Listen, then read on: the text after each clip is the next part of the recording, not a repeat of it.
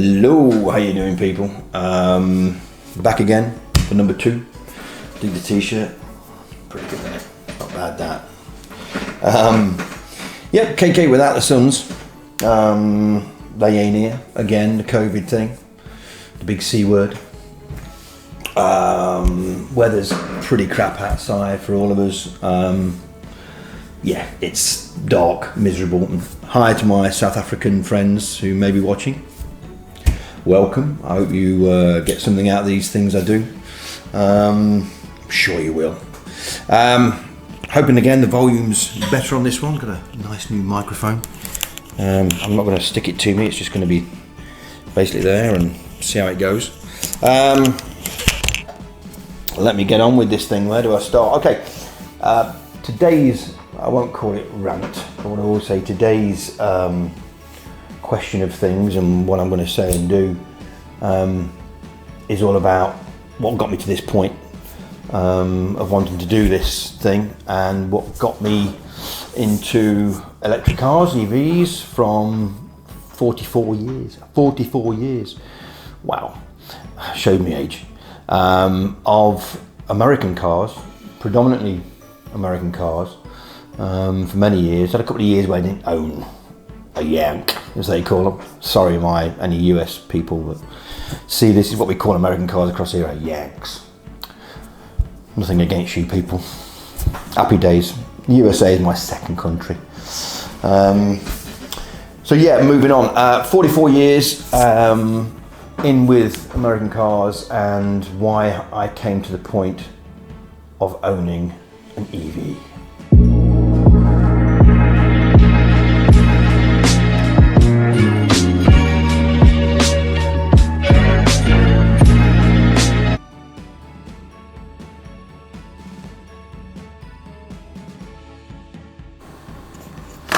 Basically, in the 44 years, I've had and owned and imported and driven and had fun from many fossil fuel cars. And I know for sure that the question will arise as I do more and more of these. Why the hell did you leave them behind and go on to electric cars? Well, many reasons. But I'm going to start somewhere else first, and that is basically tell you the basics of the cars I did drive and own and still love. So why have my attitudes changed and everything else? But let's start at the beginning. First American car I owned was a Ford Mustang, 6-cylinder, not a V8, 6-cylinder, 3-speed manual. God. I first geared at about 45 mile an hour. If we had to change, it was marvellous. I moved on from the Mustang, 66 Mustang, which was bright orange with a white vinyl roof. I've got some pictures coming up later on, and I'll try and dig one of that and put one in here before I edit this thing. Yeah, it was my first, 19 years of age, which was a massive thing for anyone in the UK to own an American car back then at 19, 20 years of age. Purely because they are still very rare in comparison to the volume of millions of cars we've got on the roads in the UK here. But back then, even rarer. And bought the damn thing. It didn't run for many months. I ended up working in Africa. My South African people, hello. I ended up working in Africa for around 6 weeks. And while I was out there, a good mate of mine by the name of Sam, hi Sam if you ever see this, tried doing some bits and bobs to it, never could get it running. End of the day we came back and we gave it another shot and we actually got it running, yeah. I think it was distributor problems and electronics and whatever. So that was my first American car. And then I moved on and had a few English cars along the way between, but I've had Camaros, I've had Mustangs, I've had Cadillac Escalades. I'm not blowing my own trumpet, I'm just telling you what I had so that you realise or why you think I made the big change to EVs and so you understand and why I've done it. So yeah, the thing is when I was like 15, 16, the films that I was watching at the time had a massive influence on me, and I think that kind of like glamorized the fact of loud V8 muscle cars from the US, because most of the films I ever watched were like the Cannonball Run, Smokey and the Bandit. Wow, you've seen them all, you know. There's loads I could mention, but wow, I could make a list. Still like watching on Vanishing Point. That was one of my other favourites. I forgot about that. With Dodge Challenger. Mate of mine back in the day did have a Dodge Challenger, bright orange one. Still got it now. Still doing things to it. Anyway, I'm digressing. So yeah, they were glamorised by Hollywood and had a massive influence on me, on what I drove, what I bought, and whatever. At the same time, when I was running these things back here in England, my mates had like Vauxhall Vivas and Ford Escorts and very mundane 1.4, 1.6, 2 litre engines. 2.3 was massive in the Cortina Mark III gear. Whoa. But no, I'd never went that route. Tried them, they bored me. I got rid, kept with Camaros and Mustangs and whatever. I had a 67 fastback GTA Mustang, which I renovated completely when my boy was this age, this tall, very small, toddler.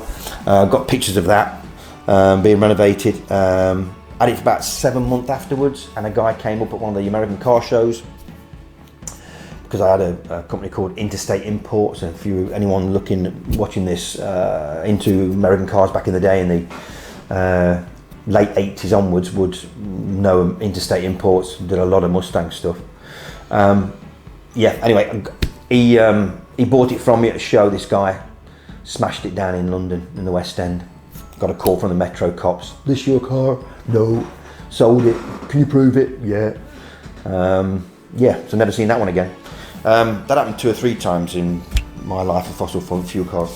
Anyway, yeah, like I say, the idea of having these things was because they were glamorised by Hollywood. They were noisy, they were vibrant, they were different. The MPG figures were pretty crap. I was getting like, you know, 10s and 14s to the gallon, and petrol's never been cheap here in the UK. But anyways, the choice I made, the lifestyle I had. Also the speed was a big thing, because obviously the V8s and even the 6 cylinders, a lot more brake horsepower than a regular Ford Escort had in the UK at the time. So again, very favourable to me. So that's the reason why I kind of like kept on with them. And over the 40 years, it's been more of a hobby than it has wanting them. But it's cool. I suppose I was living the dream, as they say. Living the dream to what I wanted to do, and like I say, even films, back to the films like Bullet, wow, Gone in 60 Seconds, which again, Mustang orientated, massive influence.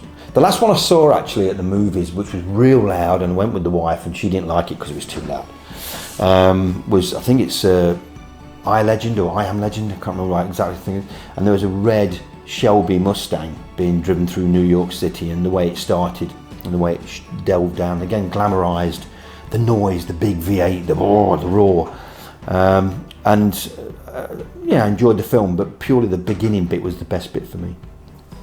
But anyway, I think all this started, and the way I started to slightly look at things a bit different was the fact that when the Toyota Prius hit town, and I can remember reading about some Hollywood stars having Priuses, and I think Leonardo DiCaprio had one, whatever his name is, some of the big knobs in LA.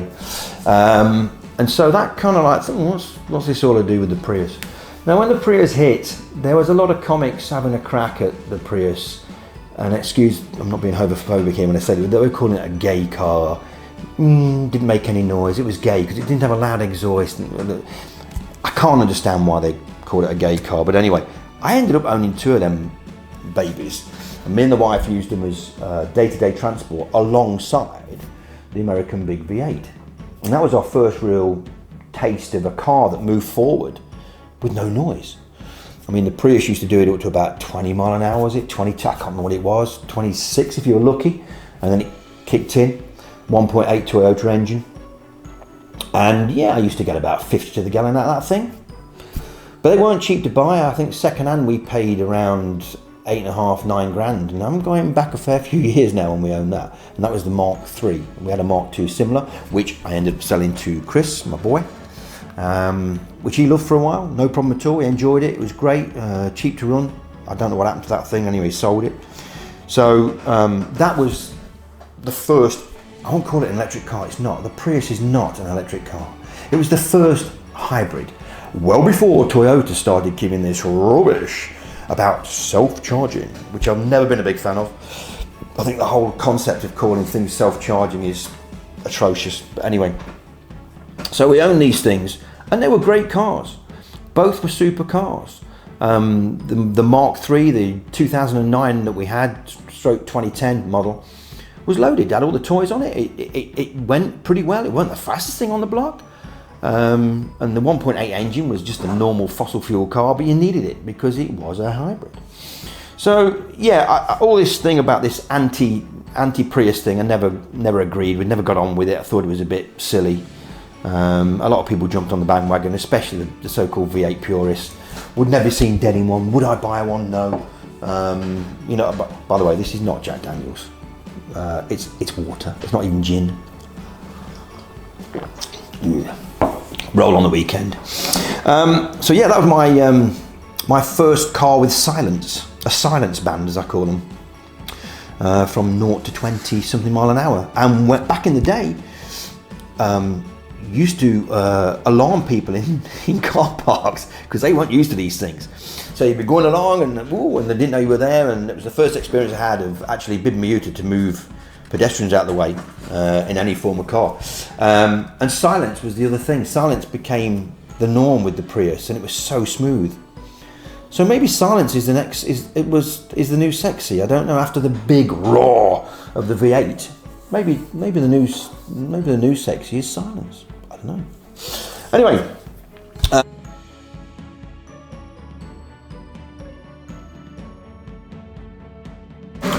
Anyway, I had the two Toyotas, and didn't look back. They were great cars to have on a day-to-day, regular basis. Did me no harm. Never spent a penny on them. Never went wrong. Sold it to a taxi driver in Leicester. Made a bit of money on it. They all wanted them because obviously the taxis, there were zero emissions or classed as or near as damn, and so it was free road tax. They could drive them into London. Everything else. So yeah. I wanted to move on from there and didn't. I kept with the American cars, and wow, in the last, I'm going to go say 4 years, I've had two Camaro SS's, 2010, 2012, obviously both V8s. Mustang GT, the newer shape one that's out now, being sold in the UK as right-hand drive, but mine was a full left-hand. I wouldn't be seen dead in a right-hand drive Mustang. Sorry. Guys, if you've got them out there and you listen to this, but no, I had to be left hand. I had to be full American spec because you've got more things on it as standard. So that was my last one. And in between that, Cadillac Escalade, blimey, a Dodge, big Dodge SUV, towing the caravan or travel trailer, and never diesels. Can you just add to that? Never did. I had one diesel. It was a Mercedes A-Class. Never let me down, did 55 to the gallon, but my God, clack, clack, clack, clack, clack. Vowed never to have another one. I'm going back many years when I own that. So yeah, anyway, by the way, if you're buying a diesel in 2021, what the hell are you doing? I don't get it. Don't get it at all. Unless it's a commercial vehicle, and maybe that might be right for a short term, but come on. But in 2021, for the price of a real nice diesel, you could get yourself a chargeable EV. Save yourself some money, save the pollution. Anyway, I'm not going to rant, I'm going to move on. So yeah, we ran these cars alongside what my wife was driving at the time, which was normally a small British car. But then we pretty much decided to look at running costs of an EV. And so our first EV came in mid-2019 or early 2019. I'm sure it was, yes it was. And it was a Nissan Leaf, 24 kilowatt, Techno, full spec, had all the toys, a big sat nav, heated leather seats, heated steering wheel, the whole malarkey. Nice car. Bought it for, don't quote me, yes, 8K. Needed a heavy valet. It was a bit of a shit piece. Excuse my language. Gave it the valet. Ran that thing forever. The time we had it, I had it serviced once by Nissan, which was a massive mistake because that was £149, £159. All they did was look at it and send me a video. But hey ho, it was a stamp in the book, and that's the reason. Otherwise, I wouldn't spend a penny on it. And I sold that sucker about 6 months ago for 8.4. So I ran it for over a year, made £400 clear profit on it, and it never let us down. And it never cost us a penny, apart from that stupid service I had. You've got to think, you've got no spark plug, people. Come on here, this is another reason why you have no spark plugs, no air filters, no oil. Very little, if anyone. You need some lubrication in your bearings and grease and whatever, but oil-based products. Zero emissions. You know, you could sleep behind the damn thing and you wouldn't die overnight if you were sleeping. You know, get your engine running. You could set the app and have it heated up in the morning, and it was a glorious thing. So that was our first EV, and that's what we kind of like got into. And the wife loved it. And so we then figured out that the running cost of this thing was pennies as well, because we've been charging it up, and I know you can get less here, folks, and so this is something we will look at the channel later on, but we were charging that thing up for, and I'm still doing it with the i3, 9p a kilowatt at night time for about 4 hours, which totally filled it from empty, because it was only a 24 kilowatt, whereas the i3 is bigger, it's a 33 kilowatt battery pack. But yeah, you know, 9p a kilowatt. Come on, guys, if you're getting 4/5 mile to the kilowatt, do the maths. The Mustang GT I had, which we were rolling with at the same time as the Nissan Leaf, beautiful as it was, geez, man, I even just using it at weekends, doing the odd American car show, 60 mile away, and then going out in a couple of nights to the public house for a pub meal, no drink included. I was putting like 120 quid in that thing every month.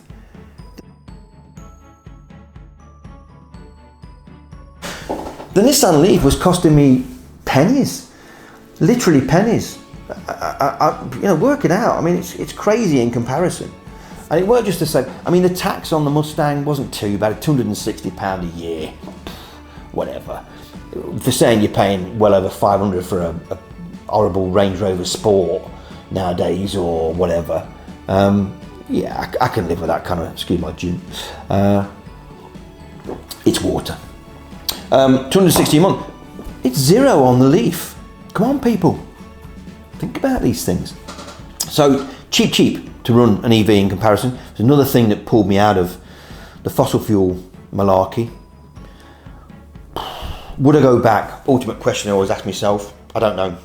I don't like the fact of buying car parts anymore. Exhausts. What's that all about? Non-existent on an EV. You know, your tyres last normally longer.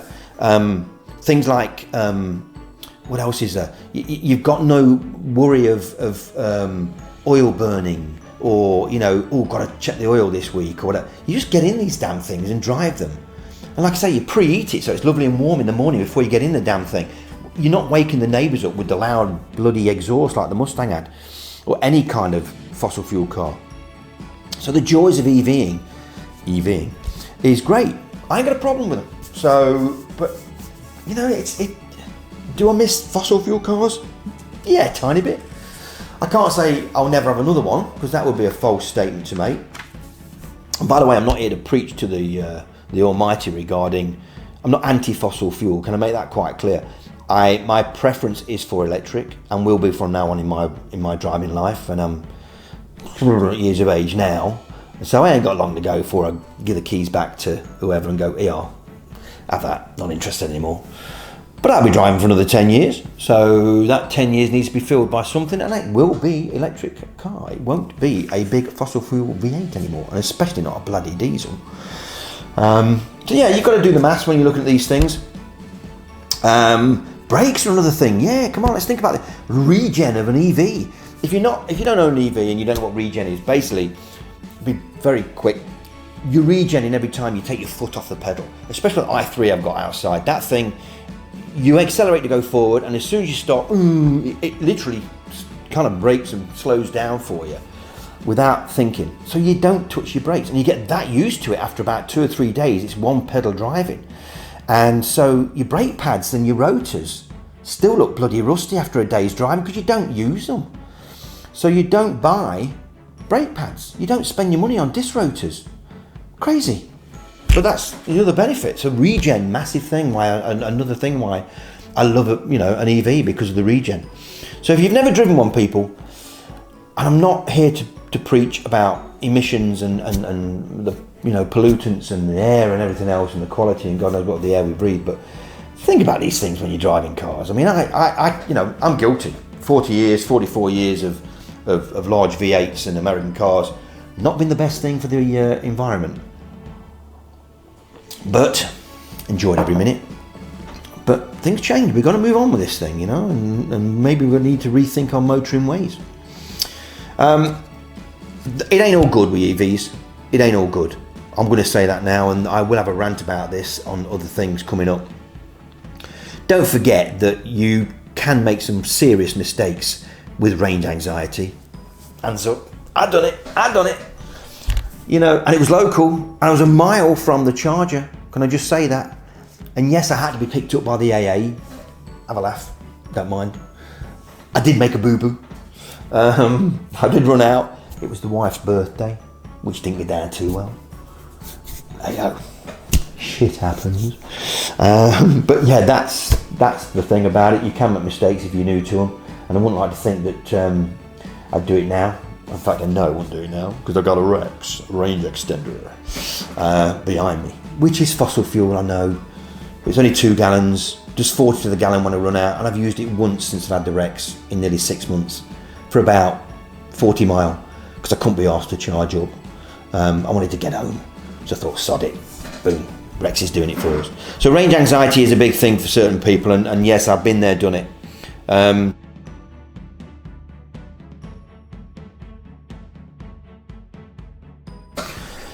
I will do some EV shows when and if they appear, and I'll still go to American car shows. Good weekends away, nostalgia. But that's the other thing you've got to remember about this thing, that word nostalgia and romancing and whatever.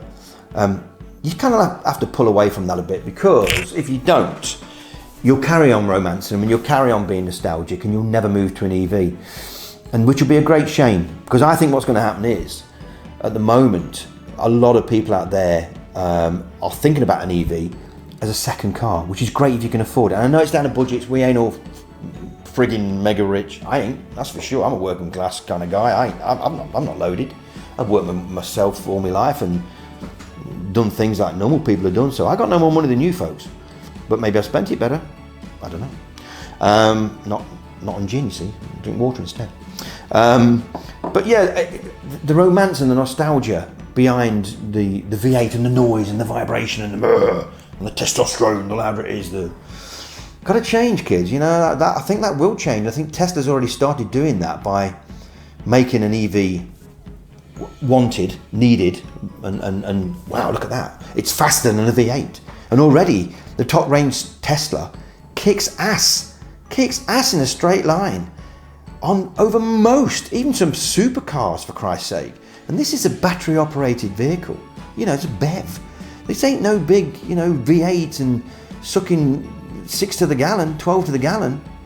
This is an electric car, and it's kicking Shelby's ass. It's kicking some demons and these big Dodges and some, like I say, some supercars. Be warned, be ready, because it's only going to get faster and better.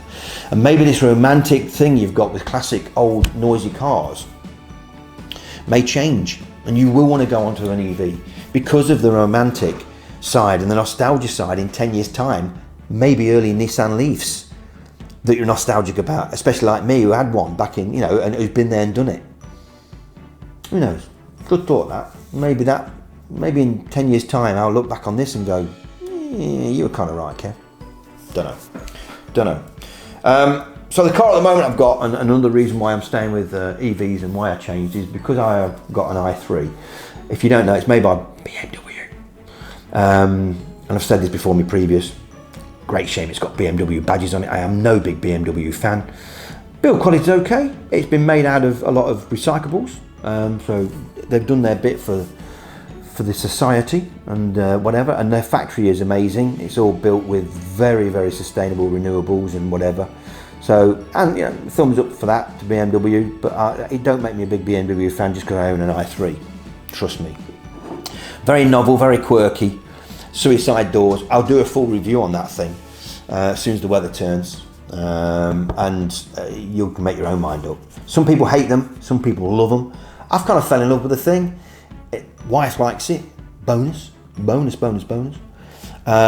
because it's a range extender, in the summer you've got about 130 mile on the battery pack, and then it drops over to fuel if you want it to, regular fossil Dinofuel, and you will end up getting about 80 out of the little fuel tank. So you put the two together, it's well over 200 mile if you drive it right, you know, in the summer. Drops dramatically in the winter, first to admit that. You're going to lose about 20 to 25% of your battery pack. It just means charging it up a bit more. Don't panic about this thing, don't get range anxiety because you've still got the regs. Or you spend a bit more and you get a brand new EV that's something like a Tesla that's going to give you 250 mile range.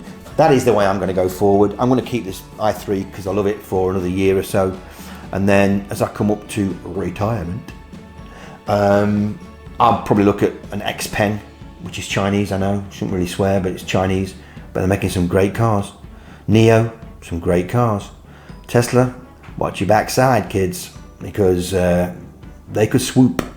So, yeah, so the nostalgia thing and everything else around the big noisy V8 might change. And the nostalgia will be around silence or the whoop, the whine, which you get out of hyper EVs. If I don't go for the Tesla or an X-Pen, I might even look at the Mustang. Don't knock it, because I will have a go at you Mustang people if you do. I'm a big Mustang freak. Don't tell me, because I know. So I've been there, done it. So the lighting just dipped, I don't know why. So I'll move on to finishing up. Regrets, have I got any from leaving the big V8? Not really. It's brilliant when you're in one, you put your foot down, you get that ooh back in your seat. You can definitely get that with EVs, you know, you want that kickback. It is there, they go okay. Why has the lighting gone dumb? I have no idea, I've not done anything different. So no regrets. I think the future is 100% electric, and I would not invest now in a brand new expensive V8 petrol or a brand new diesel, purely because those things are dropping in value like no tomorrow. The top end BMW or Merc diesel that you bought in 2020, please check your values of these things in 2022 after 2 years. You're down about 50%. Sorry to tell you that, because you ain't gonna get no customer base for it sooner or later, being a diesel. So if you've got an old used diesel, ain't no big deal. Carry on using it till it falls apart, but don't get an EV. Don't mess about. So that's my sum up. I ain't gonna rant anymore. I've done enough. I'm losing a bit of power here or something out of my battery or whatever. Whatever. Still new to me. Happy days, people. Enjoy your motoring. If it's an EV, great. If it's a big V8, rethink about it. Enjoy it now, but have it as a second car. That's the way forward. Your EV is your main car, and your big V8 toy for the weekends. That's my look out of it all, our outlook, and I think I'm not far off there. So to sum up and to finish up, I hope you enjoyed the photos I put on this and edited in, just as an experience of what I've drove and whatever. Any questions, please put in the comments below. Please like the channel, please subscribe. Loads more to come. I'm sorry I've been boring again on my own, and Chris is not here, and any of the other sons. This is KK and Sons after all, but the big C and the weather, just bad news. Look after yourselves, keep safe, and get a jab if you really want one when you get asked for one. Best of luck. Later.